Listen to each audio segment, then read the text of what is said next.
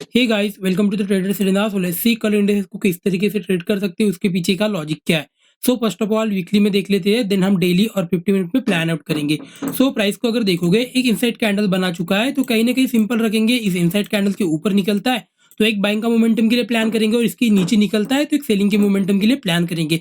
लेकिन जिस तरीके से मार्केट दिख रहा है, कहीं ना कहीं एक बड़ा मोमेंटम मार्केट में आने वाला है, बिकॉज अगर हम डेली में देखेंगे, डेली में मार्केट कहीं भी मोमेंटम किया नहीं है। 3-4 दिन 4-5 दिन हो चुके हैं, लेकिन मार्केट कहीं पे भी मोमेंटम नहीं किया है। तो डेफिनेटली इस वीक में एक मोमेंटम तो हमको मिलने वाला है। तो एग्रेसिवली ट्रेड करेंगे, तो इसके ऊपर अगर निकलता है तो बाइंग के लिए प्लान करेंगे, और इसके नीचे निकलता है तो डेफिनेटली एक सेलिंग के लिए प्लान करेंगे। लेकिन कहीं ना कहीं एक बड़े मोमेंटम के लिए प्लान करेंगे, बिकॉज हमेशा याद रखना, जब भी मार्केट साइडवेज होता है तो डेफिनेटली एक बड़े मोमेंटम के लिए प्लान होता है। यहाँ पे भी अगर देखोगे, जब भी मार्केट साइडवेज हुआ तो डेफिनेटली एक दिन एक बड़ा मोमेंटम हुआ, और जब ये पोजिशनल जाता है तो एक बड़ा मोमेंटम भी मिलता है। वो पॉइंट आपको समझ में आ रहेंगे।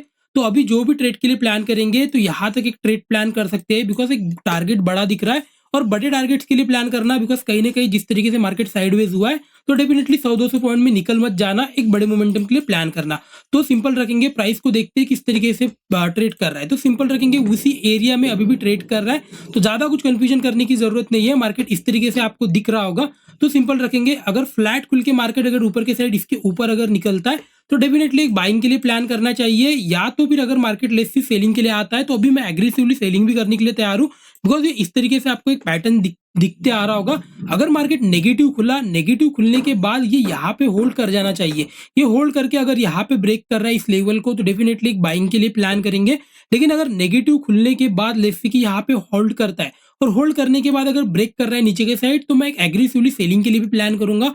बिकॉज जिस हिसाब से मार्केट रेंज में ट्रेड किया है, कहीं ना कहीं इसको मूव करना चाहिए। तो एक अनएक्सपेक्टेड मूव कहीं ना कहीं हो जाएगा मार्केट में, तो डेफिनेटली एग्रेसिवली ट्रेड प्लान करना और प्लान करते रहना। कहीं ना कहीं जब भी एक 50 मिनट में प्राइस पैटर्न दिखे, अगर फर्स्ट हाफ में अगर चला भी जाता है मोमेंटम, कोई इशू नहीं है। लेकिन सेकंड हाफ में मार्केट में अगर जब मार्केट एक प्राइस एक्शन बनाए, चाहे ऊपर के साइड इधर नीचे के साइड 50 मिनट में, उसके बाद डेफिनेटली ट्रेड करना चाहिए। आई होप पॉइंट आपको समझ में आ रहे होंगे। और अगर लेट्स सी कि यहाँ पे कहीं तो गैप अप खुलता है, अगर गैप अप खुला, गैप अप खुलने के बाद लेट्स सी कि ये क्लोजिंग प्राइस है, यहाँ पे अगर आके रिस्पेक्ट किया और इस तरीके से ऊपर के साइड अगर ब्रेक कर रहा है, तो डेफिनेटली एक बाइंग के लिए भी एग्रेसिवली प्लान करना चाहिए। बिकॉज मार्केट चाहे इसके ऊपर निकले चाहे इसके नीचे निकले, एक बड़ा ट्रेंड आपको देखने को मिलेगा। आई होप पॉइंट आपको समझ में आ रहे होंगे। लेट्स सी निफ्टी फिफ्टी को देख लेते हैं। सो निफ्टी फिफ्टी को अगर देखोगे, ये भी वीकली में कहीं ना कहीं एक मोमेंटम एरिया में ट्रेड किया है। हमने लास्ट टाइम इसको प्लान भी किया था कि इसके ऊपर अगर निकलता है, एक बाइंग के लिए प्लान करेंगे। लेकिन अगर आप एज अ पोजिशनल ट्रेडर देखोगे, ठीक है प्रॉफिट मिला होगा, but as a intraday trader हमको प्रॉफिट नहीं मिला, बिकॉज मार्केट कहीं ना कहीं मोमेंटम ही नहीं किया। एक ट्रेड अच्छा मिला था इस वीक में, अगर देखोगे निफ्टी फिफ्टी में यहाँ पे एक अच्छा ट्रेड मिला था, यहाँ पे एक अच्छा ट्रेड मिला था। लेकिन मार्केट फिर से रिवर्स हो गया और फिर से निकालना पड़ा। इसके ज्यादा फिर मार्केट में और कुछ ट्रेड मिला नहीं। डेफिनेटली यहाँ पे एक स्टॉप लॉस भी हिट हुआ था, यहाँ पे एक ट्रेड प्लान किए थे। तो अभी कहीं ना कहीं इसको मोमेंटम कर जाना चाहिए। और यहाँ से अगर देखोगे आप, इस तरीके से एक ट्रेंड लाइन भी चलती हुई आ रहा है। तो ये ट्रेंड लाइन का अगर ब्रेकआउट या ब्रेकडाउन यहाँ पे भी मिलता है, हमको एक मोमेंटम मार्केट में कहीं ना कहीं मिलने वाला है। आई होप पॉइंट आपको समझ में आ रहेंगे। तो चलो किस तरीके से इसको प्लान करना चाहिए, तो सिंपल रखेंगे। लास्ट का मोमेंटम यहाँ पे कहीं तो ट्रेड कर रहा है, अगर मार्केट यहाँ पे कहीं तो ओपन हो रहा है, यहाँ पे अगर होल्ड करके अगर ये फिर से ब्रेक कर रहा है 20,500, तो डेफिनेटली मैं एक बड़े टारगेट के लिए प्लान करूंगा। बिकॉज यहाँ से अगर मार्केट कहीं ना कहीं 4-5 दिन हो गए अगर रेंज बाउंड रहा है, तो कहीं ना कहीं जब मोमेंटम करेगा, तो कहीं ना कहीं पोजिशनल मोमेंटम आ सकता है। नीचे के साइड अगर देखोगे, यहाँ पे एक आपको सपोर्ट दिख रहा होगा। अगर मार्केट लेट्स सी की फ्लैट खुला, अगर यहाँ पे कहीं तो मतलब सॉरी थोड़ा सा अगर गैप डाउन खुलता है, गैप डाउन खुल के अगर यहाँ पे आ रहा है, इस तरीके से प्राइस पैटर्न बना रहा है, तो डेफिनेटली यहाँ पे भी एग्रेसिव ट्रेड करना चाहिए। इधर अगर ये डायरेक्टली क्रॉस कर रहा है, तब भी मैं एक ट्रेड प्लान करूंगा। मे भी हो सकता है थोड़ा स्टॉप लॉस बढ़ा रखूं, लेकिन क्वांटिटी थोड़ा कम करके रखूंगा। फिर अगर जब प्राइस एक्शन बनाएगा, वहां पे कुछ क्वांटिटी ऐड ऑन कर सकते हैं। इस तरीके से मैं कभी कभी कभी प्लान करता हूँ। अगर स्टॉप लॉस बढ़ाए, तो डेफिनेटली मैं कम कर देता हूँ क्वांटिटी को। यहाँ पे भी अगर देखोगे, हमने लास्ट टाइम क्या प्लान किया था, इसके ऊपर अगर मतलब इसके नीचे अगर निकलता है, तो सेलिंग के लिए प्लान कर सकते हैं। लेकिन मार्केट इतना ऊपर खुला और ऊपर से इतना बड़ा कैंडल एक सिंगल कैंडल में ब्रेक कर रहा है ये, तो कहीं ना कहीं थोड़ा फिर कंफ्यूजन आ जाता है। बिकॉज ऑलरेडी इतना बड़ा तो स्टॉप लॉस नहीं रख सकते ना। अगर यहाँ पे अगर स्टॉप लॉस रखा होगा, तो फिर यहाँ से अगर 100-200 पॉइंट में मिला, तो ये 100 पॉइंट तो यहाँ चला गया। तो इतना बड़ा स्टॉप लॉस प्लान नहीं कर सकते। तो सिंपल है, अगर इतना बड़ा अगर कहीं तो स्टॉप लॉस मिल रहा है, बेटर है थोड़ा छोटे टाइम फ्रेम में जाके देखो। अगर आप यहाँ पे अगर आपने देखा होगा, यहाँ पे 5 मिनट पे आपको इस तरीके से पैटर्न दिखा होगा, तो यहाँ पे स्टॉप लॉस आप बिल्ड कर सकते हो, या तो इससे थोड़ा सा ऊपर रख दो, चल जाएगा, कोई इशू, लेकिन इतना बड़ा स्टॉप लॉस रखने की जरूरत नहीं है।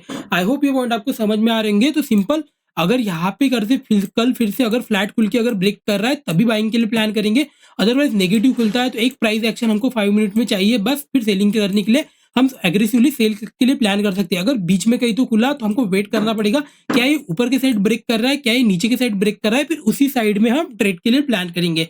आई होप पॉइंट आपको समझ में आ रहे होंगे। लेट्स सी फिन निफ्टी को देख लेते हैं। फिन निफ्टी को अगर देखोगे वीकली में, ये भी कहीं ना कहीं एक इनसाइड कैंडल बना चुका है जिस हिसाब से निफ्टी बैंक दिख रहा है। लेकिन मार्केट को आप एक बार देखना, मार्केट अभी भी ना स्ट्रांग दिख रहा है बाइंग के साइड ही, तो यहाँ पे अभी भी कोई नेगेटिव स्किनेरियो मार्केट में है नहीं। नेगेटिव स्किनेरियो कब होगा, मार्केट इसके नीचे आना स्टार्ट करेगा, तब हम सेलिंग के लिए कुछ प्लान कर सकते हैं। लेकिन जब तक ये यहाँ पे ट्रेड कर रहा है, डेफिनेटली एक बाइंग के लिए प्लान करना चाहिए। लेट्स सी देख लेते हैं इन डिटेल्स में किस तरीके से प्लान करना चाहिए। एक बार डेली में देख लेते हैं। डेली में अगर देखोगे मार्केट कहीं ना कहीं ऊपर को जाने का ट्राई कर रहा है, बट कहीं ना कहीं यहाँ पे एक कंफ्यूजन है कि मार्केट ऊपर जा रहा है, लेकिन मतलब ये नहीं है, मार्केट में पोटेंशियल नहीं है उतना ज्यादा ऊपर जाने के लिए। तो अगर ये नीचे के साइड अगर ब्रेक करता है ना, तो डेफिनेटली हो सकता है एक सेलिंग का प्रेशर भी आपको देखने को मिले मार्केट में। बिकॉज जनरली होता क्या है ना, जब भी मार्केट ऊपर जाने का ट्राई करता है और जब भी मतलब इसमें पोटेंशियल नहीं मिलता है, तब अगर ब्रेकडाउन होता है तो बड़ा सेलिंग के लिए आता है। यहाँ से अगर आप प्रीवियसली देखोगे आपको वहां इस तरीके से कुछ एग्जाम्पल मिलेंगे। प्रीवियसली अगर आप देखोगे इस तरीके से आपको बहुत सारे एग्जाम्पल मिलेंगे। या तो यहाँ पे एक और चॉइस भी होती है कि अगर लेट्स से कि मार्केट ऊपर गया, लेकिन यहाँ से अगर ये ब्रेक भी करता है ना, तब भी बड़ा मोमेंटम करता है। तो इसलिए मैं प्लान किस तरीके से करता हूँ ना, कि अगर मार्केट साइडवेज हुआ है, मतलब कहीं ना कहीं मोमेंटम नहीं किया है, तो चाहे ऊपर के साइड ये निकले चाहे नीचे के साइड निकले, ये मैं एग्रेसिवली इसको ट्रेड करना पसंद करता हूँ। बिकॉज जब भी मार्केट मोमेंटम करेगा तो किसी ना किसी को ट्रैप करेगा। तो ये पॉइंट हमेशा याद रखना, प्रोबेबिलिटी भी थोड़ा फोकस करना पड़ेगा आपको। बिकॉज अगर बहुत सारे स्टॉप लॉस हुए, अगर प्रीवियस वीक देखोगे निफ्टी 50 में ऑलमोस्ट निफ्टी बैंक में 2 से 3 स्टॉप लॉस हिट हुए। मतलब कहीं ना कहीं एक जो पॉसिबल ट्रेड है, जो बेनिफिट दे सकती है, प्रॉफिटेबल हो सकती है, वो कहीं ना कहीं पास में आ रही है। तो हर एक आगे जो आने वाली ट्रेड है उसमें से कौन सी भी एक ट्रेड प्रॉफिटेबल हो सकती है। आई होप ये पॉइंट आपको समझ में आ रहे हैं। तो चलो 50 मिनट में देख लेते हैं इसको किस तरीके से प्लान आउट होना चाहिए। 50 मिनट में अगर देखोगे ये कहीं ना कहीं बाइंग के साइड ही क्लोज किया है ये भी।